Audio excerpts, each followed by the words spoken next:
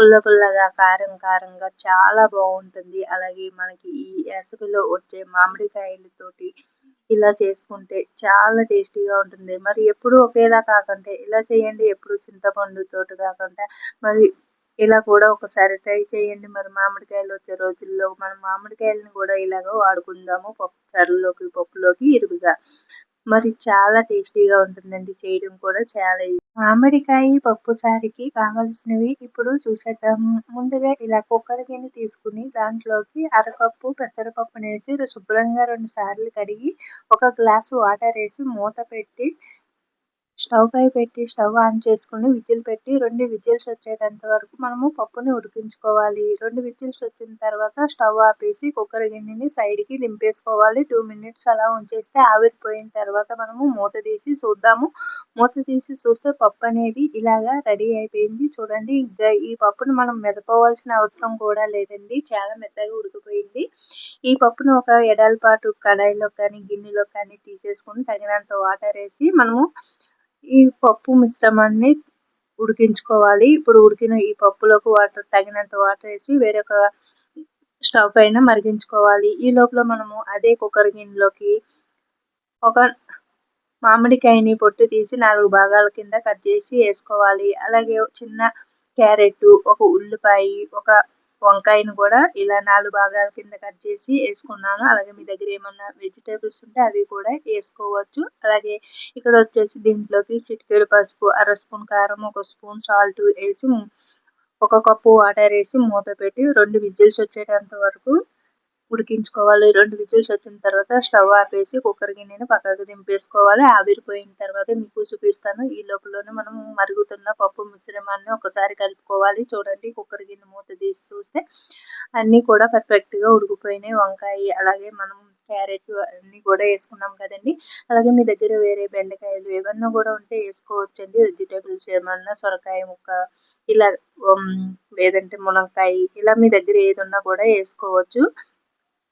ఇక్కడ వచ్చేసి పప్పు మిశ్రమము మరుగుతుంది కదండి. దాంట్లోకి ఉడికించుకున్న కూరగాయ ముక్కలన్నిటిని కూడా వేసేసుకుని ఇలాగ అంతా బాగా కలిసేటట్టు కలుపుకొని సాల్ట్, కారం సరిపోయిందా లేదో చూసుకుని సరిపోకపోతే మరి కాస్త వేసుకుని దగ్గరికంటా మరిగించుకోండి. ఇప్పుడు మనకి మామిడికాయలు వచ్చే రోజుల్లో ఇలా మామిడికాయతో పప్పుచారు చేసుకుంటే చాలా టేస్టీగా ఉంటుందండి. అలాగే ఈ వేడికి మన శరీరం వేడెక్కుతుంది కదా, ఇంకా ఆ వీటి నుంచి కాపాడుకోవడానికి ఇలాగ మామిడికాయతోటి చేసిన పప్పుచారును ఉపయోగించండి. మనం ఒంట్లో ఉన్న వేడిని పారదోలి మన ఒంటికి చల్లదనాన్ని ఇస్తుంది. ఇప్పుడు మనకి పప్పుచారు అనేది మరిగిపోయిన తర్వాత మనము పక్కకు దింపేసుకోవాలి. ఇప్పుడు దీంట్లోకి ఒక వేరే గిన్నెని తీసుకుని స్టవ్ పై పెట్టి స్టవ్ ఆన్ చేసుకుని నేనైతే ఇక్కడ కడాయి తీసుకున్నానండి. 2 టేబుల్ స్పూన్లు నూనె వేసి 3 ఎండుమిర్చి, 1 స్పూన్ ఆవాలు, 1 స్పూన్ జీలకర్ర, 2 రెమ్మల కరివేపాకు ఇలాగ వేసుకుని పోపులు అనేది పెట్టుకోవాలండి. చూడండి, ఇక్కడ చూపిస్తున్న విధంగా సన్నని మంట మీద దోరగా వేపించి ఈ పోపు అనేది మనము మరిగించుకుని పక్కన పెట్టుకున్న పప్పు చారులోకి వేసేసుకోవాలి. అలాగే ఇక్కడ వచ్చేసి మీరు ఎల్లుల్లిపాయలు ఇష్టపడే వాళ్ళైతే ఒక 2 కానీ 3 కానీ ఎల్లుల్లి రొమ్మలను కూడా దంచి మొయ్యిగా ఈ పోపులో వేసి వేపించుకుని ఇప్పుడు వేగిన ఈ పోపుని తీసుకెళ్ళి మనం పప్పు చారులో కన్నా వేసేసుకోవచ్చు. లేదంటే పప్పు చారుని తీసుకొచ్చి ఇలా ఈ పోపులో కన్నా వేసుకోవచ్చు. నేనైతే ఇప్పుడు మనకి పోపు దినుసులన్నీ వేగుతున్నాయి కదండి. ఇంకా కింద పెట్టుకున్న పప్పు చారుని తీసుకొచ్చి ఇందులోకి అయితే వేసేసుకున్నాను. ఇప్పుడు స్టవ్ ఆపేసుకుని పైన ఈ వేడిగా ఉన్న పప్పు చారు పైన మనం కొత్తిమీర తోటి ఇలా గార్నిష్ చేసుకోవాలి. అంతేనండి, ఎంతో టేస్టీగా ఉండే వేడిగా మామిడికాయ పప్పు చారు రెడీ అయిపోయింది.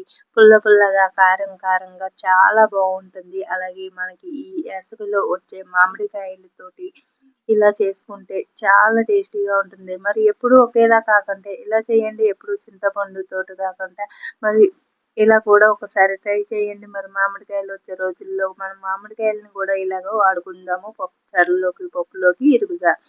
మరి చాలా టేస్టీగా ఉంటుందండి. చేయడం కూడా చాలా ఈజీ. మీకు నచ్చితే ఒకసారి ట్రై చేయండి. నచ్చితే లైక్ చేసి, షేర్ చేసి మన ఛానల్ సబ్స్క్రైబ్